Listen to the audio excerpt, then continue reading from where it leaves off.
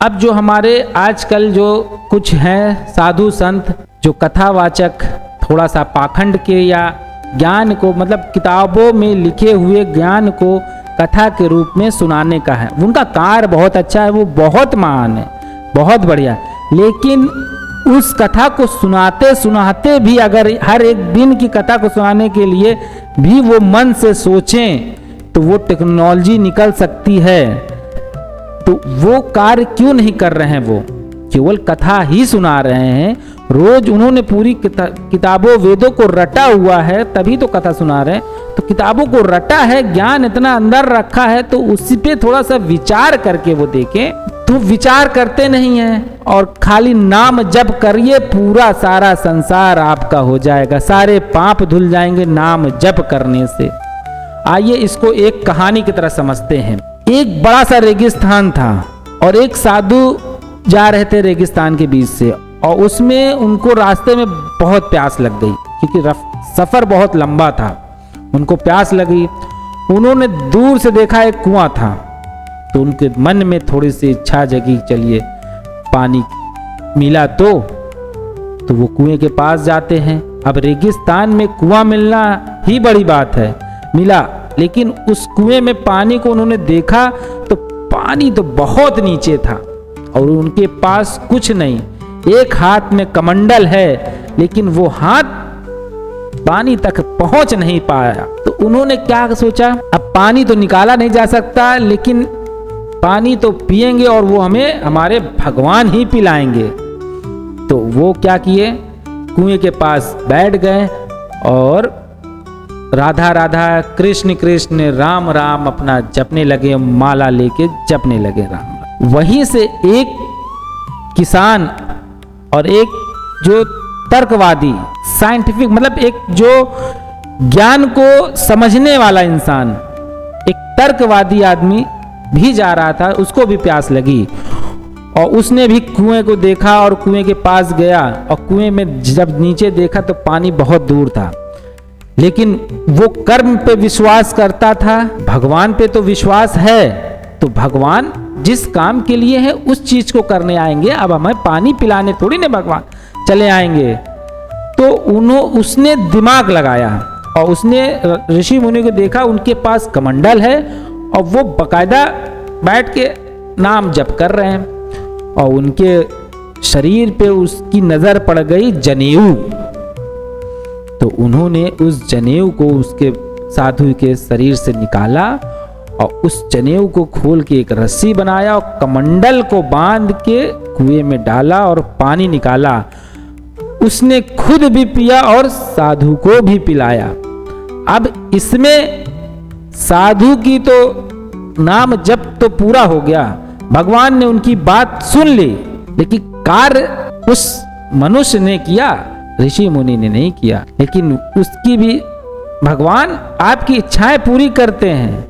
कर्म करे के खुद से करने की इच्छा है तो खुद करेंगे, अब भगवान की है तो भीख तो मिल ही जाएगी आपको, लेकिन अपने कर्म से पाई हुई चीज की बात ही अलग है और किसी के दान में दी हुई चीज की बात ही अलग। अब वो ऋषि मुनि ने कहा कि भगवान ने तुम्हें भेजा है मुझे पानी पिलाने के लिए, ये मेरे नाम जप का असर है। और उस मनुष्य ने कहा नहीं, ये मेरे कर्मों का फल है, मैंने सोचा और विचार किया तो आइडिया आ गया, हमने पानी पी लिया।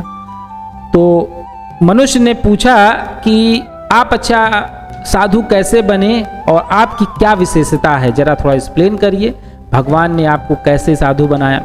उन्होंने अपनी विशेषता एक्सप्लेन की कि मैं बचपन में बहुत मन लगा, मुझे भगवान में बहुत ज्ञान प्राप्ति हो गई, भगवान में बहुत मन लगने लगा। मेरे पिताजी के मैं इकलौता वारिस था, एक पुत्र था और मेरी एक बीमार माँ और एक बहन थी घर में। पिताजी ने मुझे बहुत पढ़ाने की कोशिश की, वो चाहते थे कि मैं कुछ बन करके अपने परिवार के लिए कुछ कर सकूं, लेकिन मेरा मन तो भगवान में वीन था क्योंकि मुझे तो भगवान से मिलने की इच्छा थी।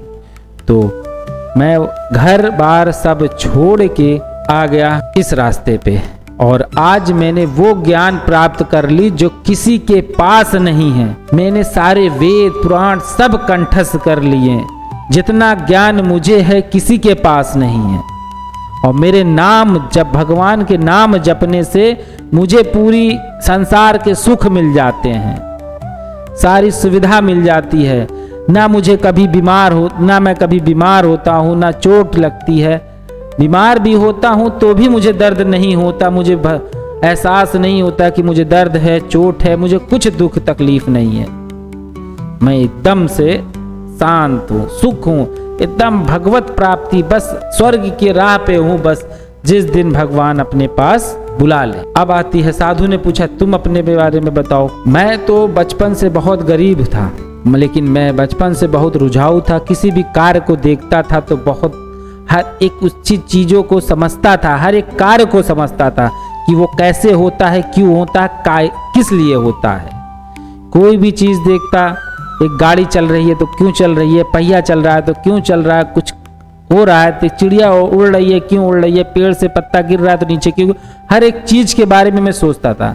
कभी वेद पे कभी पढ़ाई नहीं, आज तक वेद की बुक तो मैंने छुआ ही नहीं है, क्योंकि उस चीज के लिए मेरा मन ही नहीं कभी किया। मेरे पत्नी भी हैं, बच्चे भी हैं, लेकिन मेरे पास वो उतना पैसा नहीं होता था कि मैं बच्चों को खिलौना दिला सकूं, अच्छे कपड़े दिला सकूं या अच्छा कुछ कर सकूं। जितने भी पैसे मैं कहीं से कमाता था अपने एक्सपेरिमेंट करने में, रिसर्च करने में खर्च कर देता था। मुझे अच्छा लगता था, कुछ भी दिमाग में आया उसमें बनाना है तो उसमें पैसे में, जो पैसे कहीं से इकट्ठा होते थे, यहाँ तक कि बच्चे कई बार रोते हैं, उनको खिलौना चाहिए, नहीं दिला पाते, लेकिन उस पैसे से मैं एक्सपेरिमेंट करके कुछ ना कुछ नई चीज़ें बनाने का सोचता रहता था।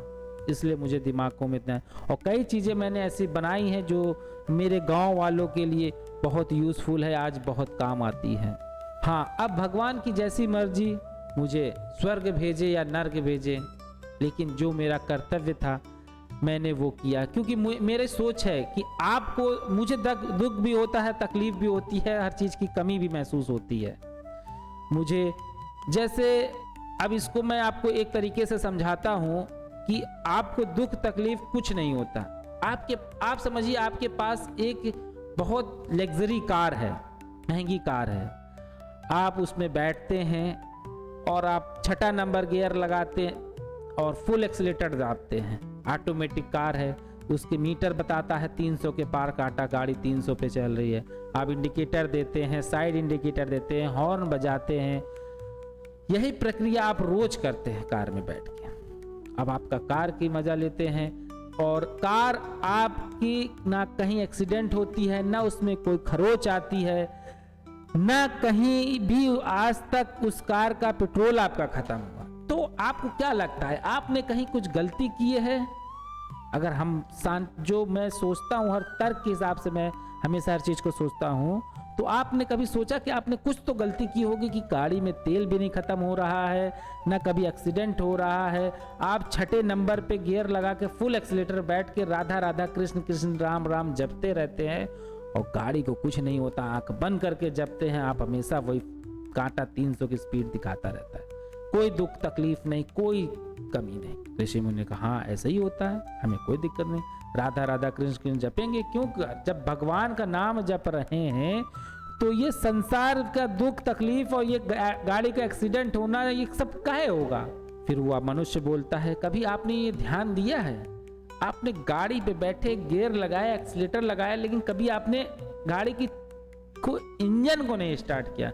क्योंकि ऑटोमेटिक कार के लिए इंजन का स्टार्ट का बटन अलग होता है। आप एक बार इंजन को स्टार्ट करके कार में बैठिए, तब 6 गियर लगाइए और फुल एक्सीलेटर दाबिए, और कांटा जब 100 के पार ही, 300 नहीं 100 के पार ही जाए, तब आंख बन के राधा राधा कृष्ण कृष्ण राम राम जपिए, तब देखिए कार कहाँ जाती है। और थोड़ा सा और अगर मजा लेना है तो बगल में वाइफ बैठा लीजिए और पीछे 2 बच्चे, तब देखिए टेंशन आती है दिमाग में। 300 के पार जाने पे कार की स्पीड की टेंशन नहीं आती है, दुख दर्द सब दिख जाएगा उस समय। और यही आज हमारे सारे साधु ऋषि मुनि तो ज्ञान को एक विज्ञान की तरह बना गए, और आज के जो जितने पाखंड बाबा हैं वो उसको बस एक कथा के रूप में सुनाते जा रहे हैं, और उसका अपने आप को कहते हैं कि हमें कोई दुख नहीं, ना कोई तकलीफ है, केवल नाम जप से हमारे सारे पाप मिट जाएंगे। तब उस साधु को बड़ा गुस्सा आ जाता है कि तुम ऐसा कह रहे हो, नहीं ये गलत है। राम नाम जप में बहुत शक्ति है बालक, तुम क्या जानो। तो मनुष्य ने कहा अच्छा एक कहानी हम और आपको बताते हैं। आप सपोज करिए एक मालिक है, एक मनुष्य है जो बहुत अमीर है, बहुत शक्तिशाली है, बहुत अच्छा है, दिल का भी बहुत अच्छा है, लेकिन वो घर में अकेले रहता है और वो अपने खाने के लिए खाना नहीं बना पाता। तो वो क्या करता है, एक बावर्ची कुक को नौकरी पे रखता है। वो आता है, उससे कहता है, अब वो जिसको नौकरी पे रखता है वो बावर्ची बहुत गरीब, बहुत दुखी था, उसके पास कोई काम नहीं था। तो वो मनुष्य जो है बावर्ची को सारे राशन सब्जी लाके दे देता है और वो अपने काम पे ऑफिस चला जाता है। और बावर्ची क्या करता है, वो बहुत खुशी हो जाता है कि उसको नौकरी मिल गई, उसको पैसा मिलेगा, रहने का घर मिल गया, खाना मिलेगा, सब कुछ मिलेगा। पूरा दिन उस मालिक की नाम जप करता रहा, मालिक की पूजा करता रहा, मालिक की वाहवाही करता रहा कि मालिक बहुत अच्छे हैं, मालिक ने मुझे नौकरी दे दी, मालिक ने मुझे जीवन दे दिया, मालिक ने मुझे खाना दे दिया, मालिक ने मुझे रहने को दे दिया, मालिक बहुत अच्छे हैं, मालिक मालिक मालिक। इतना नाम जप दिया कि पूरा दिन नाम जपता रहा। जब शाम को मालिक वापस आए तो उस बावर्ची ने क्या किया, जो राशन और सब्जी थी उसको थाली में खड़ी सब्जी, आलू, टमाटर, प्याज और गेहूं और चावल को रख के मालिक को दे। अब बताइए मालिक उस बावर्ची पे खुश होंगे, उसको स्वर्ग देंगे, उसको इनाम देंगे कि दंड देंगे अर्थात नर्क देंगे?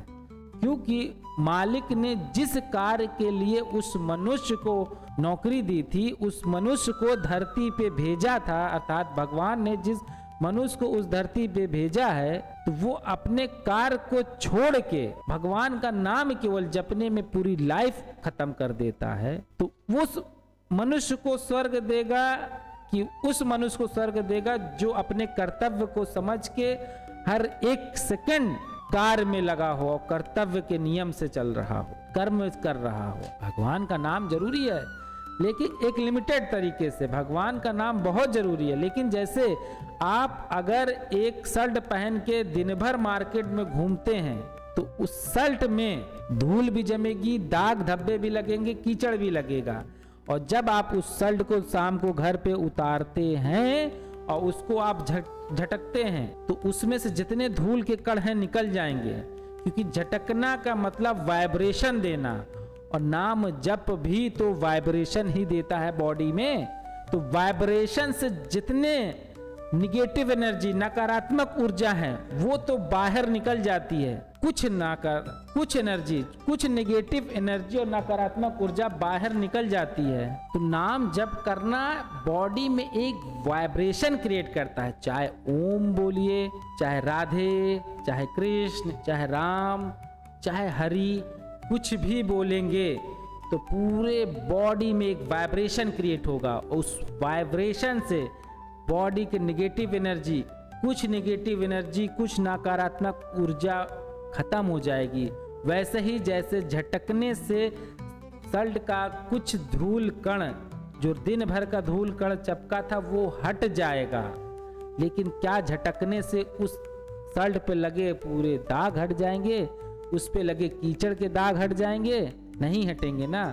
तो उसके लिए उसको धुलना ही पड़ेगा और धुलने के लिए साबुन का यूज करना ही पड़ेगा। तो इसी तरह हमें खाली नाम जप करने से कुछ परसेंट, शरीर का 5% भी मांग लेते हैं कि नकारात्मक ऊर्जा, निगेटिविटी सब हट जाएगी, लेकिन पूरी तरह का शरीर को शुद्ध करने के लिए हमें कर्म करना ही पड़ेगा।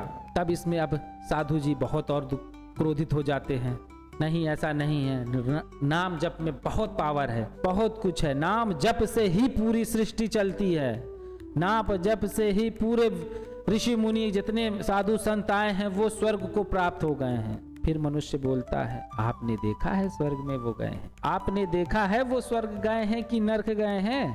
बस साधु वहीं शांत। फिर मनुष्य ने कहा, अगर मैं फिर आपको एक एग्जाम्पल और देता हूं। एक पिता एक पिता ने अपने पुत्र को कोई काम सहेजा कि जाओ मार्केट से ये सामान लेके आना, और वो घर से निकलता है और एक जगह कहीं भी जाके बैठ के बस अपने पिताजी का नाम जप करता रहता है, और पूरा दिन नाम जप करने के बाद और खुद भी नाम जप करता है, और जितने पब्लिक मिलते हैं वो कहते हैं आइए अपने पिताजी का नाम आप भी जपिए, बहुत पिताजी का नाम जपने से पिताजी बहुत खुशी हो जाएंगे, तुम सब भी पिताजी का नाम जपो। वहां बहुत बड़ी भीड़ इकट्ठा हो जाती है और सभी लोग अपने पिताजी का नाम जप करने लगते हैं। और फिर रात में जब पुत्र वापस आता है तो पिता पूछते हैं कि जो काम सहेजा था, जिस काम के लिए तुम्हें भेजा था, वो काम हुआ? पुत्र ने कहा नहीं पिताजी, काम से ज्यादा इंपॉर्टेंट काम तो मैं आपका नाम जप करने में लगा था। तो उस समय पिताजी क्या कहेंगे? शाबाश बेटा, तुम्हें मेरे दिल में जगह मिल रही है। उस समय पिताजी वो लात मारेंगे ना कि वो घर के बाहर जाके गिरेगा। और ऐसे ही हमारे भगवान जब हमसे पूछेंगे क्या किया, आपका नाम जप किया, तुम्हें नाम जप करने भेजे थे कि कर्म करने भेजे थे? और उस समय जब भगवान लात मारेंगे ना तो 84 लाख योनियों में घूमते रह जाएंगे, फिर से मनुष्य जन्म नहीं मिलेगा। इसीलिए साधु संत कहते हैं कि 84 लाख योनियों में घूमने के बाद ही फिर से मनुष्य का जन्म मिलेगा। जब कर्म वही करेंगे तो काहे मनुष्य का जन्म दोबारा मिलेगा? अगर उस बच्चे ने अपने पिताजी के बताए हुए काम को किया होता, पहली बार करने जा रहा था, तो जरूरी नहीं है कि वो उस कार्य को अच्छे से कर ले, लेकिन गलत करता, खराब करता, फिर लौट के आता, पिताजी फिर बताते हैं कि बेटा तुमने काम गलत किया है, जाओ फिर से करके आओ, फिर से जाता, फिर कुछ सुधार लाता, फिर गलत करके लाता। हर बार 1% भी वो काम को सही करता जाता तो 100वीं बार उसका काम पूर्ण हो जाता और उसके पिताजी खुश हो जाते। लेकिन अगर वो कुछ नहीं करता तो 84 लाख बार भी उसके पिताजी उसको काम पे भेजते, तो जब भी 84 लाख बाद भी वो वापस आता तो वो काम ना सीख पाता, ना काम कंप्लीट हो पाता। तो यही भगवान ने इतनी बड़ी सृष्टि बनाई है। मनुष्य एक छोटा सा कण भी बनाता है, एक छोटा सा कील भी बनाता है, एक मोबाइल, एक गाड़ी, कुछ भी बनाता है, तो बिना मतलब की एक भी चीज बनाया हो, छोटे से छोटा एक सुई से भी लेके हवाई जहाज तक भी अगर आप एक प्रोडक्ट बता दीजिए जो मनुष्य ने बिना यूज के, बिना मतलब के बनाया हो, तो सोचिए एक सूक्ष्म ज्ञान वाला मनुष्य जब बिना मतलब के कुछ नहीं बना सकता, तो इतने बड़े ब्रह्मांड को, इतने संसार को चलाने वाला भगवान मनुष्य बिना मतलब के, बिना किसी वजह के कैसे बना दिया होगा? केवल नाम जप करने के लिए मनुष्य को भेजा। अगर नाम ही जप कराना हो तो भेजता कहे? अब साधु के क्रोध की कोई सीमा ही नहीं। कहा ये सब गलत है, सब पाखंड, तुम गलत बोल रहे हो।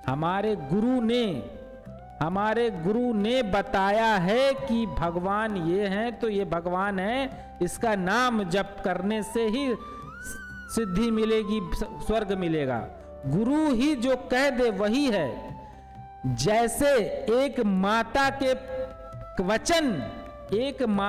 वचन ही सिर्फ बता सकता है कि पिता कौन है, वैसे ही गुरु ने जो बता दिया वही एक सत्य है कि भगवान कौन है और भगवान की प्राप्ति कैसे होगी। जैसे माता के वचन के अलावा कुछ नहीं है कि पिता कौन है, वैसे ही गुरु के वचन के अलावा कुछ भी नहीं है। गुरु के वचन ही सतवृक्ष है। तब वो मनुष्य बोलता है।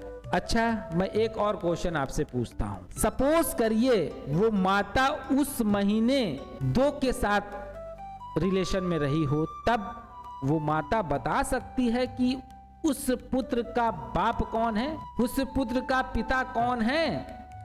या वो दोनों मनुष्य बता सकते हैं कि उस पुत्र के पिता वो हैं कि नहीं हैं? तब बताइए कौन बता सकता है? केवल माँ के वचन, आप कह रहे केवल माँ के वचन ही बता सकते हैं।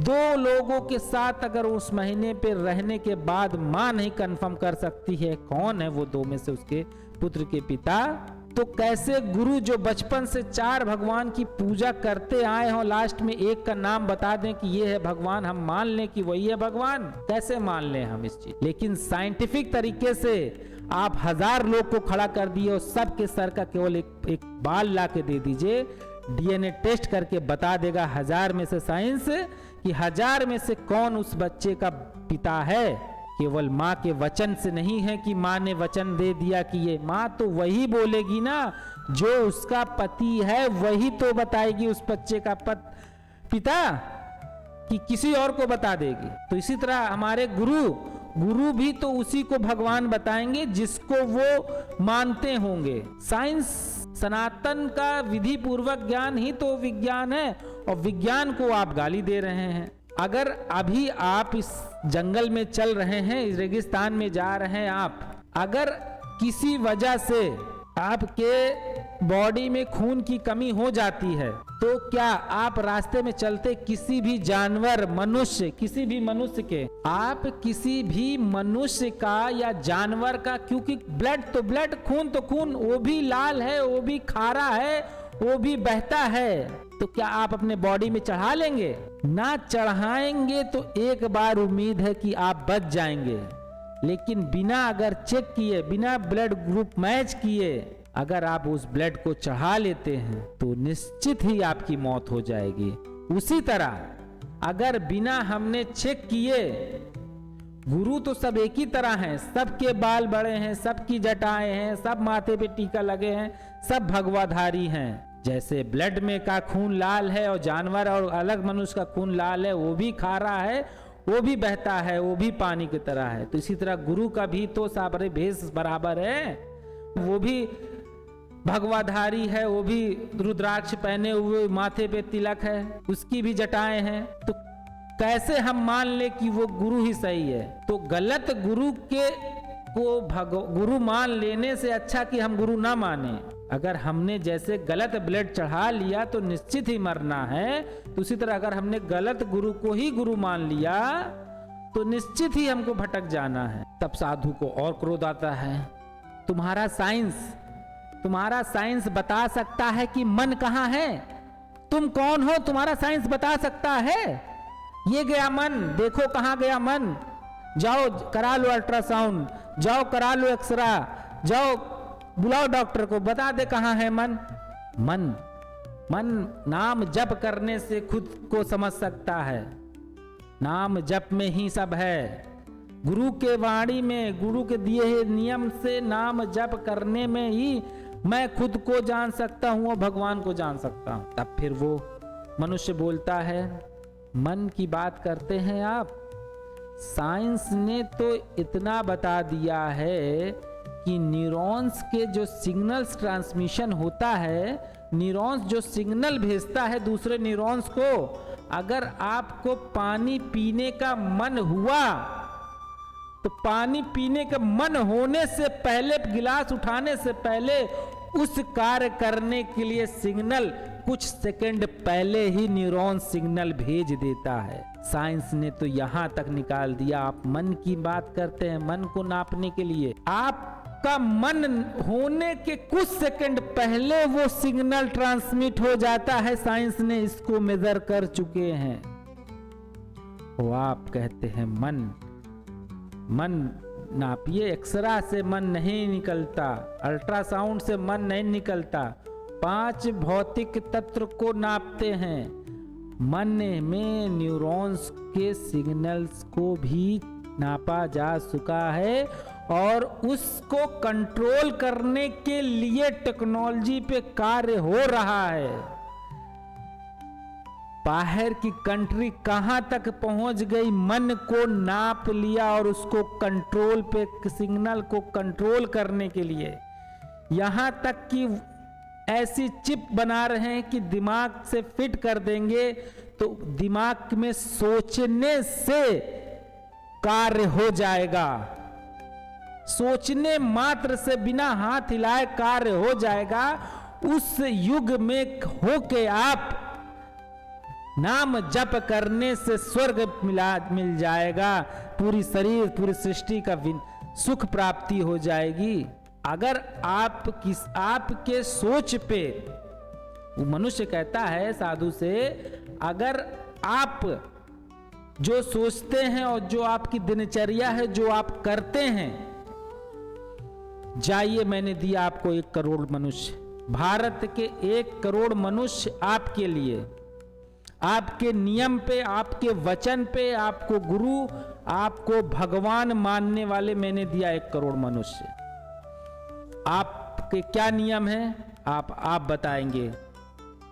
वो आप जो जिसको गुरु मानना है, जिसको भगवान मानना है, उसके सारे नियम पालन करने पड़ेंगे। साधु ने कहा हाँ ठीक करने पड़ेंगे। और उनको स्वर्ग प्राप्ति करा देंगे, हाँ हम स्वर्ग प्राप्ति करा देंगे। तो कहा कि बताइए आपके नियम। तो साधु ने बोला मैं 4 बजे सो के उठता हूँ। ठीक है, करोड़ लोग 4 बजे सो के उठ गए। उसके बाद क्या करते हैं, उसके बाद हम नहाते धोते अपना सारा है और ध्यान करके 1 घंटे बाद पूजन पे बैठ जाते हैं 5 बजे। ठीक है, करोड़ों लोग पूजा पे बैठ गए। उसके बाद 3 घंटा हम पूजा करते हैं। ठीक है, पूजा कर लिए। पूजा करने के उठने के बाद हम भोग लेने के लिए हम जाते हैं अपने आसपास जितने घरे हैं, गांव हैं, लोग हैं, उनसे हम भिक्षा लेने जाते हैं। जो उसको हम भिक्षा लेने, जितना हमको वहां मिलेगा उतना ही हम खाएंगे, एक्स्ट्रा लालच नहीं है हमें। तो चलिए ठीक है, करोड़ों लोग सुबह 8 बज के अपने अपने मोहल्ले में जा रहे हैं भिक्षा लेने। उनको जितना मिला उन्होंने आके खाया। उसके बाद वो गीता वेद पुराण सब पढ़ेंगे। आप फिर उसके बाद क्या करते हैं, उसके बाद गीता पुराण ज्ञान की बात पढ़ाई करते हैं। ठीक है, गीता पुराण पढ़ते हैं, पूरे प्रवचन करते हैं और सारे वेदों का कंठस्थ करते हैं और भगवान का नाम जप करते हैं। पूरा भगवान, ठीक है, करोड़ों लोग यही कर रहे हैं, भगवान का नाम जप कर रहे हैं, वेद को अच्छे से कंठस्थ कर रहे हैं। समझ नहीं रहे हैं, कंठस्थ कर रहे हैं। पूरा दिन बीत गया। आप शाम को क्या करते हैं, शाम को हम प्रवचन सुनाते हैं। ठीक है, करोड़ों लोग आपके प्रवचन में आके बैठ गए, आप प्रवचन सुना रहे हैं, वो सुन रहे हैं करोड़ों लोग। ठीक है, उसके बाद शाम को हम अपने फिर से पूजा करते हैं, आरती करते हैं और सो जाते हैं। ठीक है, करोड़ों लोग ने पूजा किया, आरती किया, सो गया। उसके बाद फिर प्रातःकाल से वैसे ही स्टार्ट हो गया। ठीक है, प्रातःकाल से ऐसे स्टार्ट हो गया। तो 10 साल अगर यही चलता रहा है तो भारत वापस गुलाम बन जाएगा। कहाँ जाएगा भारत? अगर नवयुवक आपकी राह पे पकड़ लिए, आपकी बातों को मान लिए, आपको भगवान मान लिए, आपको गुरु मान लिए, आपके सुबह से लेकर रात तक के कार्यचर्या को उन्होंने अपना लिया, तो कहां जाएगा भारत? फिर से गुलाम कराने की राह पे हैं आप भारत को। इतने सालों बाद तो मुश्किल से आजाद हुआ है भारत, क्यों फिर से उसको गुलाम करना चाह रहे हैं आप? क्यों नौयुवाओं को बर्बाद कर रहे हैं? दुनिया, चाइना, जापान कहां से कहां की टेक्नोलॉजी निकाल दी और हम नाम जप करने से स्वर्ग की प्राप्ति कर रहे हैं। अगर स्वर्ग में ही जाना होता तो भगवान धरती पे भेजते काहे, वहीं स्वर्ग में ही बैठाए रहते ना। फिर से एक एग्जांपल से मैं आपको समझाता हूं। एक केमिस्ट्री लैब है, उसमें एक है स्टोर रूम, सारे केमिकल, सारे कंपोनेंट वहां रखे हैं। विद्यार्थी केमिस्ट्री लैब में जाते हैं और वहां से केमिकल और कंपोनेंट ला के एक्सपेरिमेंट करते हैं और उससे कुछ बनता है तो वो अपने टीचर को दिखाते हैं और टीचर फिर मार्क्स देते हैं और फिर वापस जाके स्टोर रूम में रख लेते हैं। तो आप पूरे भारत को उस एक्सपेरिमेंट लैब के रूम के स्टूडेंट बनाना चाहते हैं कि उस लैब में कार्य करने वाले स्टूडेंट बनाना चाहते हैं कि वो स्टोर रूम में पड़े हुए केमिकल बनाना चाहते हैं, जिस केवल एक कोने पड़ा रहे। एक्सपेरिमेंट करने के बाद जो प्रोडक्ट निकला उस पे टीचर मार्क्स देगा, ना कि केमिकल जो स्टोर रूम में पड़ा है उसको दिखा देंगे तो आपको टीचर्स नंबर दे देंगे।